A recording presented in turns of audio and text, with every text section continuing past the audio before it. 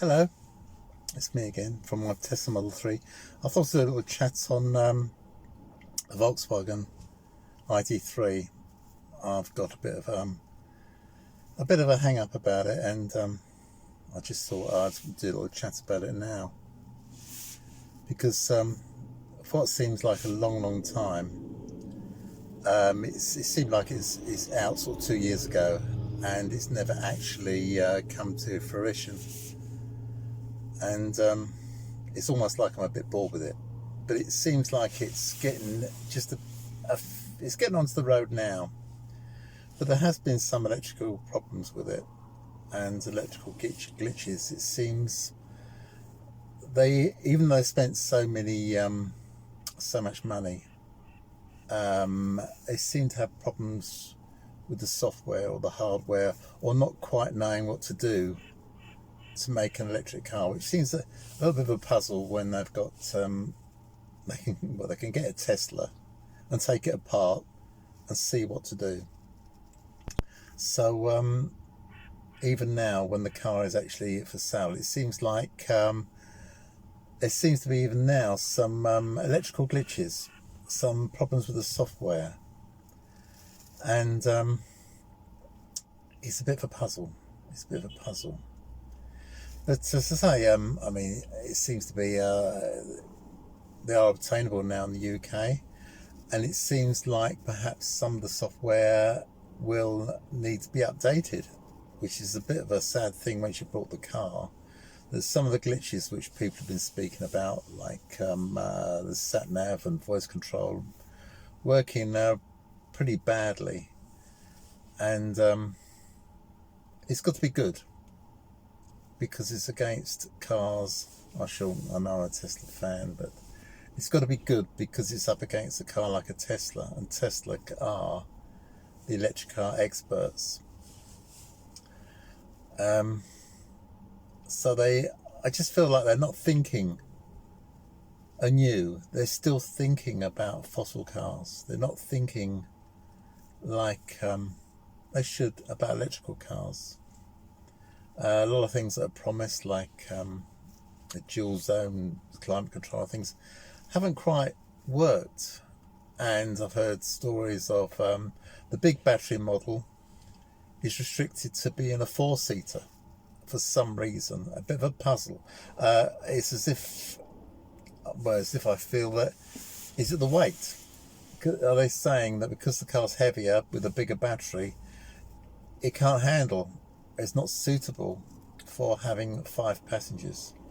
Which, if that's the case, that's a bit ludicrous, isn't it? That's a bit sad. I mean, I was hoping they'd be really good, because I always hope new cars coming out would be good, because they put pressure on Tesla to make them better. And that's what we all need. We need cars to be made better. My bone of contention, I've always said, is range, because that is what we need. Because in the UK, we haven't got an infrastructure for charging cars particularly. And so get enough range, you don't need the infrastructure, do you? And the batteries last longer and they're cheaper to charge as well. And everything is rosy. So let's hope Volkswagen get it all together. I mean, the car looks good. I mean, it's got a rear engine and rear wheel drive, which is great. That is good. That's what electric cars need. Because electric cars have got so much torque, instant torque. Having a front wheel drive electric car with a lot of torque, well, you put your foot down, the wheel spin until the traction control comes in. It's yeah, the engine's got to be at the back. It's got to be rear wheel drive or 4-wheel drive with a car with a lot of torque is pretty vital. It's slightly odd that the BMW i3 rear wheel drive, with a rear power, and traction was good because it was rear wheel drive. But then they bring out BMW, same company, with the same battery and same setup, except they've made the Mini front wheel drive. So it's like they've stepped backwards. The Mini is like stepping backwards. making it front wheel drive, sitting there, spin the wheels every time you briskly put your foot on the throttle. I've never driven a Mini, but I know what it'd be like, because my wife's got a Kia Soul, only 30 kilowatt, one of the lowest powered EVs around, and that'll spin the wheels. So if you put your foot down, that'll spin the wheels, and that's got small power compared with modern front wheel drive EVs. So what chance have you got with a high power front wheel drive EV? I mean, I'm sitting in my Tesla Model 3 now, and it's only two wheel drive. It's the basic one, rear drive. Traction's fantastic. I mean, in the dry, you'd never would spin the wheels. Even in the wet, on the pulling away straight, the traction's really, really good. It's the only way to go. Two-wheel drive, rear-wheel drive, or four-wheel drive. Just forget the rest. So that's what I like about that's one thing I do like about the VW ID3. They've done the proper job. Rear-wheel drive, that's the proper job. Front-wheel drive, that's a bodge up. And the Mini it's a compromise car because it's based on the fossil car. But most of them are based on fossil cars. Because Tesla are dedicated to being electric. The Volkswagen, even though I got a bit bored with it, because waiting 2 years from seeing one being driven around, and then 2 years later it's just about on sale. Got bored with it after 2 years. It seems like, because in electric car world, technical advances are so swift that 2 years is a long time. So if they've made a car 2 years ago and say here it is, it could actually be slightly dated straight off, which is bring the new car out and it's dated. I feel the Mini is dated. The range is poor. Another car, Honda E, with I think it's a bit of a joke. Personally, this is only my personal opinion. The Honda E, I think it's a comedy car.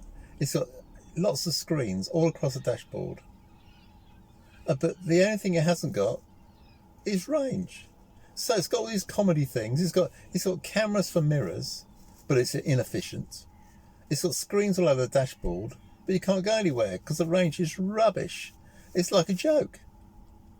I mean, a lot of people are falling in love with it. It's a joke car. Get a proper electric car. I mean, I know I don't buy it. I haven't bought this car, at least. I mean, this is a proper electric car. I mean the Kona, Hyundai Kona. That's a proper electric car, but unfortunately it's front wheel drive, so it spins the wheels every time you put the throttle down. But it's got a good battery and good range, and range is everything. So as I say, the Honda comedy car, Mini comedy car, no reason for it. The BMW i3 has actually got a bigger battery than the Mini. There's no need. There's no need for this tiny, silly battery. I mean, who wants to spend £30,000 on a car and they put a label on it? This is a town car. Ridiculous. £30,000 for a town car. £30,000. You want it to go everywhere. Everywhere you want it to go, it should go. All that money, and they say it's a town car. Absolute drivel. This car, I suppose I've got a bit of a problem because after the lease is up, I won't be able to afford another Tesla. And so I will be downgrading, and it will be a downgrade because other cars aren't as good. They're just not as good. This car is fast, and I know people say, oh, who needs all the speed? Well, actually, it is quite nice. And this car's quick at the top end as well on the motorway. It's not, it's up there and beyond other cars. It's quick, 70, well, I shouldn't say above, should I? But 70 and above, it's swift. And what's the point? What's the point in these other cars? Unless they do the proper job and do the proper job. Because I find that electric car people know what they're talking about. Because if they're going to buy an electric car, they've taken an interest. They've taken an interest in the environment. and they've taken interest in cars. And you find people who are fossil car addicts. They've got no idea. I mean, they talk such drivel like, oh, if everyone had an electric car, the grid would pack up, which is absolute rubbish. But as I say, electric car people know about electric cars, and they know the weaknesses. And if companies come out with a car with 100 mile, 120 mile range, that's weak. It's just weak. If anything, electric cars need a longer range than petrol cars, because petrol cars, range doesn't matter. You go there and chuck some fossil fuel in and off you go. So they don't particularly need range.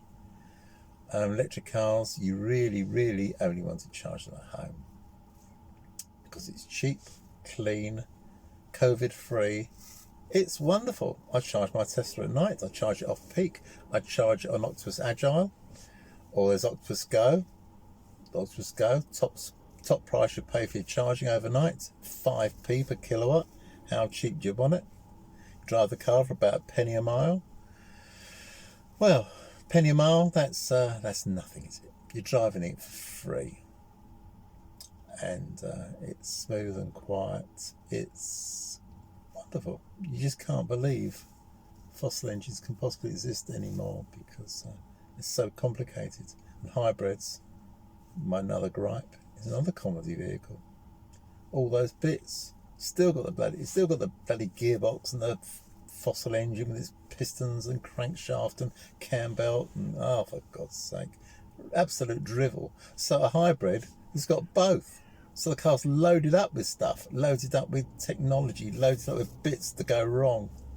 When you could buy an electric car, which is basically, it's a motor and a battery, and that's about it. Fantastic.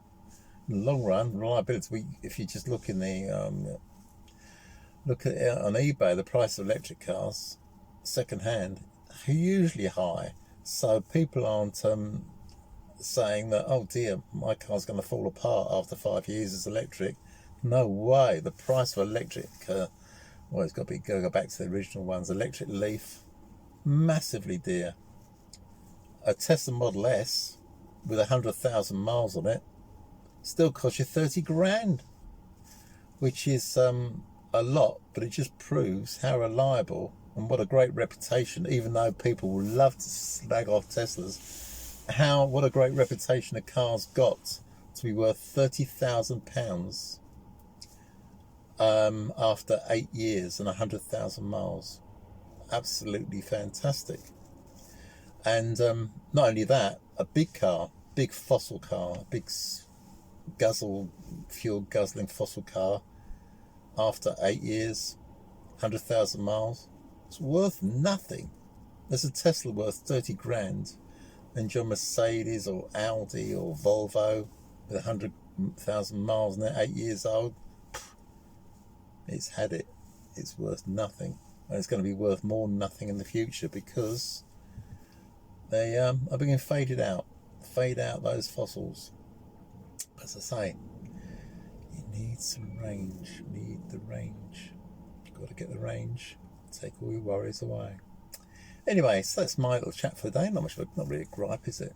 As I say, on paper, the Volkswagen ID3, maybe they can iron it all out, because as I say, I like it simply because it's got rear engine, rear wheel drive. That's nice, and it's made to be electric, so that's nice.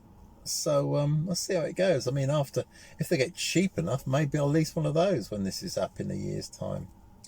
But it has to be a hell of a lot cheaper than a Tesla. That's for certain, to make it appealing. So we'll see what happens anyway. As I say, Teslas are dear to lease because they're popular and because they're better. And it's not necessarily because the price is higher when they're new. It is a bit, but not massively so. So, yeah.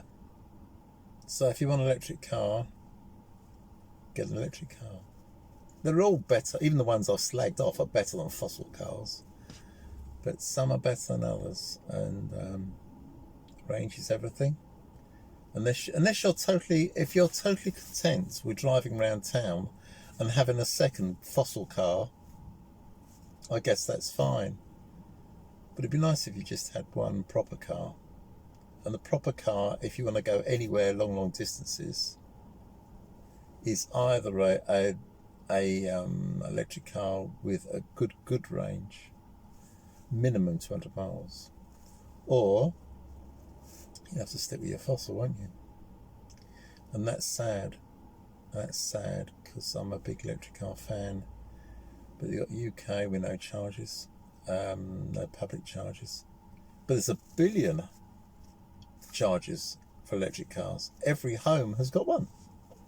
1 billion charging points for electric cars in the UK. It's a little 3-pin hole in the wall. Yeah, so that's my thing for the day. I love electric cars. Want everyone to have one. But